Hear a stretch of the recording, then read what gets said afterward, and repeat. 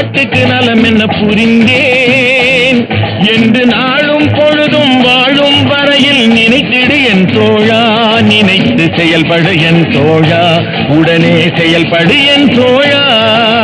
நான் ஏன் பிறந்தேன், நாட்டுக்கு நலம் என்ன புரிந்தேன் என்று நாளும் பொழுதும் வாழும் வரையில் நினைத்திடு என் தோழா, நினைத்து செயல்படு என் தோழா, உடனே செயல்படு என் தோழா.